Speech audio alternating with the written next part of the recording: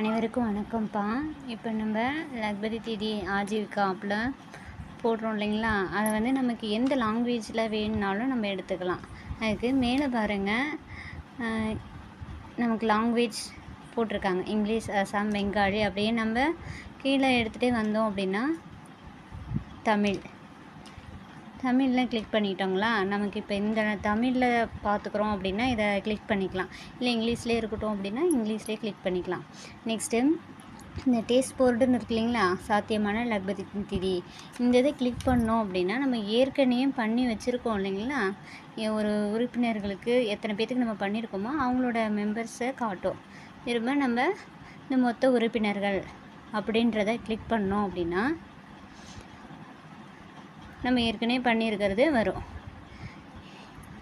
இப்போ நான் பண்ணியிருக்கேன் என்னென்னா, முடிச்சிருக்கிறது செல்வி, சந்திரா, நடராஜன் இவங்களோடதெல்லாம் முடிச்சிருக்கேன். சத்யான்றது பாதி மட்டுமே முடிச்ச வச்சுருக்கேன்.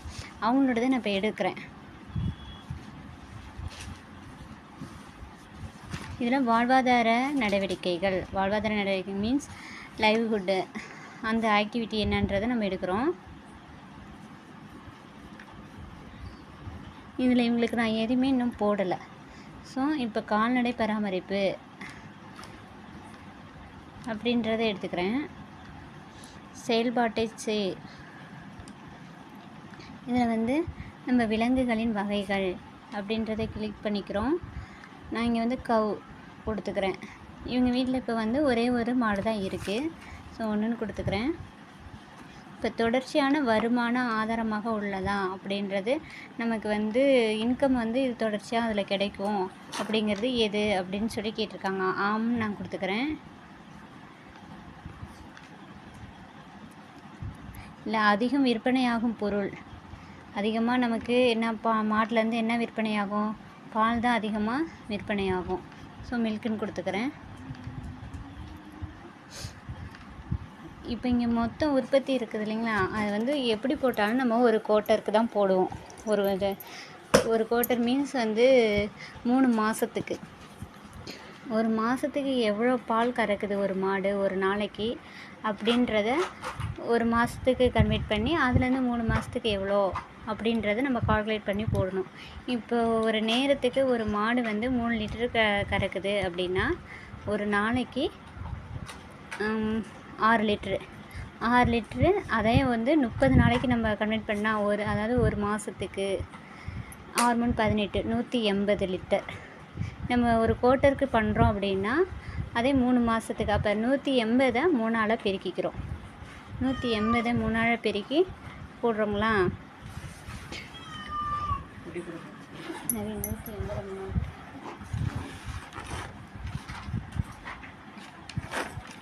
ஒரு மாதத்துக்கு 180. இதை 3ஆல் நம்ம பெருக்கி போட்டோம் அப்படின்னா 540. இப்போ மொத்தம் உற்பத்தி பாலோட அளவு எவ்வளோ அப்படின்னு கேட்டிங்கன்னா 540. எத்தனை மாதத்துக்குன்னா 3 மாதத்துக்கு. உற்பத்தி அழகு அப்படின்றது நம்ம இதில் லிட்டரில் தான், பாலை வந்து இதில் கொடுக்குறோம் லிட்டர்ஸ். இப்போ ஒரு யூனிட் விலை விற்பனை, அது 1 லிட்ரு வந்து நமக்கு எவ்வளோ விலைக்கு நம்ம ஊற்றுறோம் அப்படின்னா 35 ரூபாய்க்கு. முக்கிய பொருட்களின் விற்பனையிலிருந்து கிடைக்கும் வருமானம் அதுவே கால்குலேட் பண்ணிக்கும். அடுத்து பிற பொருட்களின்லேருந்து கிடைக்கிற வருமானம். மாட்டிலேருந்து பிற பொருட்களில் நமக்கு என்ன வருமானம் கிடைக்கும், மாட்டு எருவு கிடைக்கும்.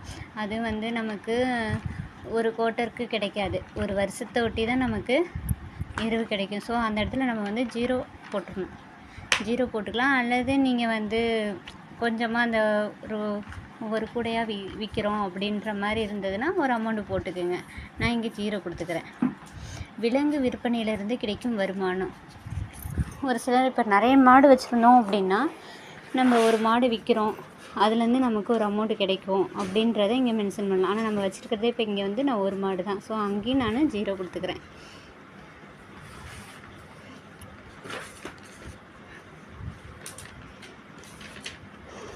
அடுத்தது ஸ்ப்ரிங் அனிமல், அதாவது சின்ன அனிமல்லேருந்து நமக்கு ஏதாவது கிடைக்குதா, அதோட உற்பத்தி அழகு என்ன அப்படின்றத கேட்டிருக்காங்க. அதோட குட்டி நமக்கு இங்கே வந்து இல்லைன்னு கொடுத்துருவோம். ஏன்னா நமக்கு வந்து ஒரு மாடு அடுத்து ஒரு கன்றுக்குட்டி போட்டாலும் அந்த கன்றுக்குட்டிலேருந்து நமக்கு இப்போதைக்கு எந்த ஒரு வருமானமும் கிடைக்காது இல்லைங்களா? அதனால் நான் இல்லைன்னு கொடுத்துட்றேன். இதில் சேர்க்கப்பட்ட செலவுகள் எப்படியா இருந்தாலும் நம்ம ஒரு மாட்டுக்கு நம்ம ஒரு தீவனம் வாங்குறதோ வைக்கோல் வாங்குறது அந்த மாதிரி ஏதாவது ஒரு செலவு இருக்கும். 3 மாதத்துக்கு எவ்வளோ ஆகுன்றதை கொஞ்சம் கால்குலேட் பண்ணி போடுறோம். இப்போ நான் வந்து 18,900 வந்து மொத்த வருமானம் கொடுத்துருக்கேன். அப்போ வந்து நம்ம அதில் வந்து ஒரு 2,000 வந்து தீவனத்துக்கு 3 மாதத்துக்கு தீவனத்துக்கு 2,000 கண்டிப்பாக ஆகும். ஸோ 2,000ன்னு கொடுத்துருக்கேன். இப்போ இது ஆட்டோமேட்டிக்காக நமக்கு நெட்டு இன்கம் வந்து கிடச்சிருச்சு. நெக்ஸ்ட்டு நான் சேமிக்கவும்னு கொடுத்துட்றேன். இப்போ இதுக்கு காட்டிடுச்சிங்களா? இப்போ நெக்ஸ்ட்டு அதே போல் நம்ம வந்து ஒரு குவார்ட்டருக்கு தான் அது கால்குலேட் பண்ணுதுன்னு சொல்கிறோம் இல்லைங்களா? அது பாருங்க, ஏப்ரல் டு ஜூன். இந்த ஏப்ரல் டு ஜூன் மட்டும்தான் இதை எடுத்துக்குது. நம்ம வந்து ஒவ்வொருத்தவங்களுக்கும் இப்போ இந்த சத்யாங்கிறவங்களுக்கு தான் போட்டிருக்கேன். ஏப்ரல் டு ஜூன் தான் நம்ம போட்டிருக்கோம். அடுத்தது இவங்களுக்கு என்ன பண்ணணும் அப்படின்னு கேட்டிங்கன்னா, ஜூலை டு செப்டம்பர் மாதத்துக்கு அவங்க என்ன பயிர் பண்ணியிருக்காங்க, எவ்வளோ அமௌண்ட் வருதுன்றதை அதை கிளிக் பண்ணி போடணும். அதேமாதிரி October to December, January to March, இந்த 4 குவார்ட்டருக்குமே போட்டால் தான் அவங்களோடது கால்குலேட் பண்ண முடியும்.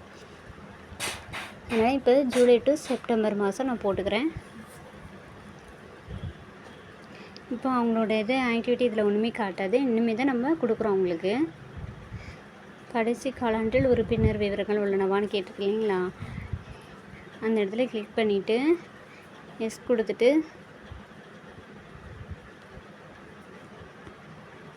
இப்போ நான் யாருக்கு கொடுத்தேன் அப்படின்னா, இதில் பேர் நம்ம ஏற்றி வச்சுருக்கோம் இல்லைங்களா? அந்த பேர் ஒன்று அப்ரூவல் கொடுக்கங்காட்டியும் இதை போடணும். அப்ரூவல் கொடுத்துட்டோம் அப்படின்னாக்க இவங்க நேமை வந்து இங்கே காட்டாது. ஸோ இப்போ இந்த இடத்துல நான் சத்யாவுக்கு தான் கொடுக்குறேன்.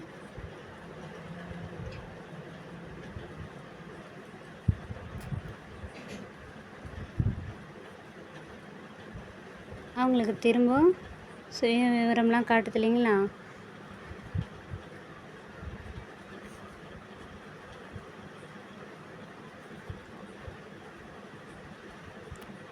நெக்ஸ்ட்டும் போயிடுறேன். பண்ணை சார்ந்த அதிலே ஏற்கனவே கொடுத்துருக்கீங்களா? சமர்ப்பிக்கவும் கொடுத்துட்டு இப்போ ஜூலை டு செப்டம்பருக்கு அவங்க லைவ்வுட் ஆக்டிவிட்டி என்னன்றதை நம்ம போடுறோம். கால்நடை பராமரிப்பு திரும்பியும் எப்படி இருந்தாலும் நம்ம கால்நடை பராமரிப்பு அப்படின்றதுல கண்டிப்பாக வந்து 6 மாதம்னாவது இன்கம் கிடைக்கும். ஸோ நம்ம திரும்பியும் அந்த கவ்வே நான் போடுறேன். அதே ஒரே மாடு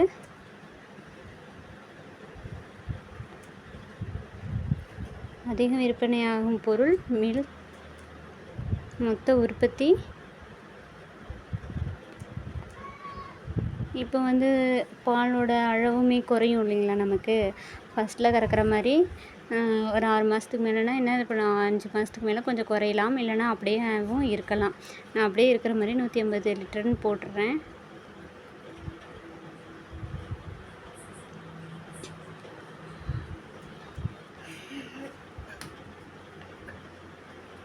இப்போ வந்து நம்ம 6 மாதத்துக்கு ஒரு தடவை கூட ஒரு எருவு விற்கலாம் இல்லையா? பிற பொருட்களிலேருந்து வரும் வருமானம்னு சொல்லிட்டு அதில் நான் இங்கே கொடுக்குறேன்.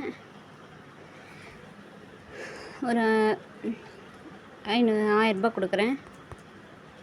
விலங்கு விற்பனையிலேருந்து கிடைக்கும் வருமானம் அப்படின்ட்டுருக்காங்க. நம்ம இப்போ வந்து ஒரு கன்றுக்குட்டியை கூட விற்க முடியாது. 1 வருஷம் ஆகிற பட்சத்தில் தான் நம்ம விற்போம். அதாவது பால் மறந்த சடதியில் தான் அதுக்கப்புறம் தான் நம்ம கன்றுக்குட்டியை விற்போம். அப்போ தான் நமக்கு அதுலேருந்து ஒரு இன்கம் கிடைக்கும். அதனால் அதுக்கு நான் இல்லை அப்படின்னு சொல்லி 0 போட்டுடுறேன். நமக்கு அதாவது கன்றுக்குட்டியிலேருந்து எந்த ஒரு இன்கமும் வரல அப்படிங்கிறதுக்கு இல்லைன்னு கொடுத்துருக்கேன். இப்போ இதுக்காக நம்ம செலவு பண்ணுறது எவ்வளோ செலவு பண்ணுறோம் அப்படின்னா 1500 செலவு பண்ணுறேன் அப்படின்னு போட்டிருக்கேன்.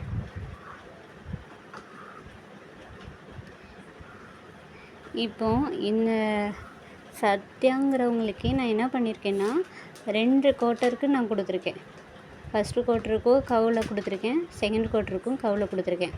இதில் வந்து அவங்களுக்கு நெட் இன்கம் வந்து 5800 அதில் ஒரு சில அமௌண்ட் வந்திருக்கு. இந்த மாதிரி நம்ம குவார்ட்டர் கொடுக்கும்போது கொஞ்சம் கொஞ்சம் அமௌண்ட்டு தான் வரும். அதெல்லாம் சேர்த்து நமக்கு அதிகபட்சமாக 1,00,000 வர மாதிரி எல்லா இதுலேயுமே நம்ம போடுறோம்.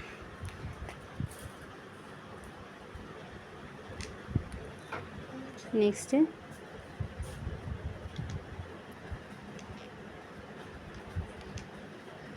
இப்போ நம்ம பயிர்கள் விவசாயத்துக்கு வந்திருக்கோம். இப்போ விவசாயத்துக்கு இவங்களுக்கு நான் எதில் போடலை, ஜூலைலையும் போடலை, ஜூன்லேயும் போடலை. இப்போ தான் ஃபஸ்ட்டாக போடுறேன். அவங்களுக்கு பருவத்தை சேர்க்கவும்.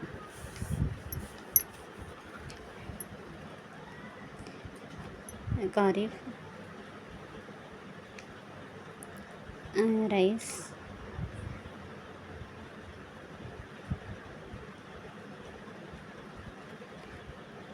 அதாவது ஏக்கரில் கொடுத்துருக்கேன். பயிரிட பகுதி 1 ஏக்கரு.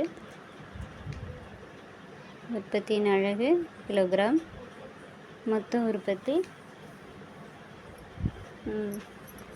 கண்டிப்பாக நமக்கு 6 மாதம் வரைக்கும் நம்ம நெல் பயிர் நட்டு அப்போ ஆடியில் நட்டோம் அப்படின்னா 6 மாதம் கழிச்சு நம்ம இருக்கிறோம் இல்லைங்களா. அப்போ 2 குவார்ட்டருக்கும் சேர்ந்தாப்புல நமக்கு வருமானம் வர மாதிரி இதில் போடுறோம். இல்லை 3 மாதத்துக்கு நீங்கள் போட்டிருந்தீங்கன்னா அந்த குவார்ட்டர்லேயே போட்டுக்கலாம், ஃபஸ்ட்டு குவார்ட்டர்லேயே. மொத்தம் உற்பத்தி அப்படின்றது 1 ஏக்கருக்கு குறைஞ்சது நமக்கு 15 மூட்டை வரும் இல்லைங்களா. அப்போ 1200 கிலோ அப்படின்னு போட்டுறேன். 1200 கிலோ. இப்போ சந்தை விலை என்ன அப்படின்னு கேட்டால் 25 ரூபா 1 கிலோ. இப்போ நமக்கு மொத்த வருமானம் என்ன வந்துடுது, 30,000 வந்துடுது. இப்போ செலவு அப்படின்னு எடுத்துக்கிட்டோம் அப்படின்னா விதைகளுக்கு ஒரு 1000, நிலம் பதப்படுத்துறதுக்கு ஒரு 2000, உரம், ஊட்டச்சத்து மேலாண்மை அதெல்லாம் கொடுக்குறோம் இல்லைங்களா, அதுக்கு ஒரு 3000, பூச்சி மேலாண்மைக்கு ஒரு 1000 ரூபாய். நீர்ப்பாசன செலவு சில பேர் மோட்டருக்கு கரண்ட் பில் கட்டுவாங்க, சில பேர் கட்ட மாட்டாங்க, சில பேர் இன்ஜின் வச்சு வெட்டுவாங்க. அந்த மாதிரி என்ன செலவினங்களோ அதை நம்ம இந்த இடத்துல உள்ளிடணும். இப்போ இங்கே நான் 0 கொடுத்துக்கிறேன்.